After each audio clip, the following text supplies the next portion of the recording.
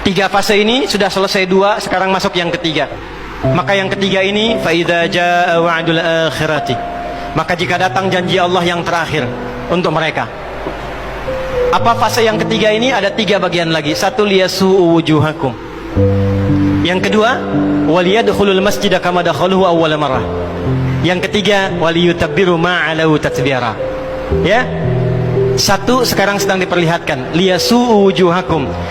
Persis sekarang orang-orang itu seperti di era Nabi yang membayangkan hingga bisa ditembus, bentengnya kokoh, intelijennya kuat, sadapannya di mana-mana. Tapi ternyata dunia yang melihat kokoh itu ditunjukkan oleh Allah hanya dengan bahasa mereka, la syirzimatun qalil. Ini bahasanya Firaun. Ini kan cuma ormas kecil, nggak sebanding.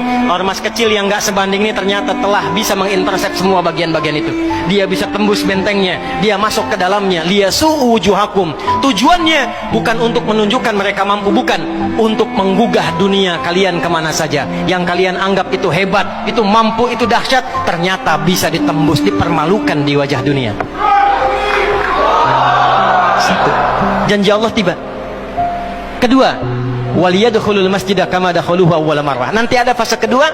Setelah ini terjadi, selesai fase kedua, masuklah ke wilayah Masjidil Aqsa. Kembali lagi milik kita itu. Dihitunglah fasenya 40 tahunan. 1987 fase pertama sekarang berjalan, ditambah 40 berapa?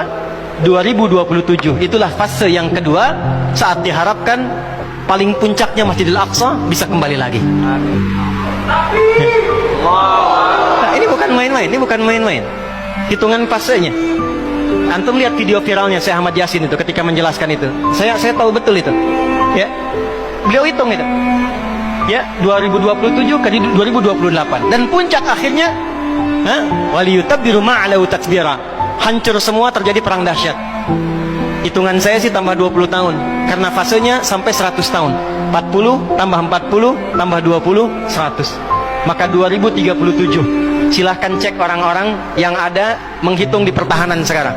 Antum tanyakan pada yang di Lemhanas, pada di macam-macam. Bagaimana kekuatan dunia pergeserannya, saya yakin hitungan mereka 2037 terjadi sesuatu yang dahsyat. Gerbangnya sampai 2040, di atas 2040 itulah generasi emas akan muncul. Makanya Indonesia masuk generasi 2045.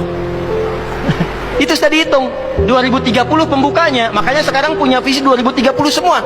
Saudi visi 2030, Rusia, Cina, Afrika Selatan, Brazil visinya 2030 dengan bikin bridge itu. Semua visinya ke sana. Dan yang paling dahsyat, hitungan itu secara spesifik isyaratnya sudah ada dalam Al-Quran. Dan ini bukan ilmu otak-atik, bukan viral TikTok. Ingat, ini sudah sejarah yang berlangsung dari penelitian masa lalu. Maka wajar kalau sekarang mereka takut dikepung. Kenapa? Karena ketika Hamas datang dengan pasukannya darat, laut, udara, itu mempraktekkan surat Al-Hasyr yang sudah mereka pelajari bertahun-tahun. Datang lewat darat, lewat laut, lewat udara. Takut mereka semua. Maka dikontaklah kemudian kolega-koleganya. Datanglah kapal induk 2 dari Amerika, satu lagi datang, Inggris datang, kemudian Kanada datang, Jerman siapkan pasukan. Kenapa? Karena trauma dengan pengepungan. Satu. Ya, cuma satu itu saja. Ya, sekarang apa yang harus dilakukan? Doa yang terbaik. MUI sudah bikin fatwa, baru saya lihat fatwanya hari ini tuh. Fatwa nomor 83 tahun 2023. Kita nggak bisa berangkat ke sana, jangan main-main. Jangan potong-potong video saya. Nggak boleh berangkat sembarangan karena gerbang pun ditutup. Antum belum nyampe udah mati duluan. Nggak boleh keluar tanpa izin pemerintah.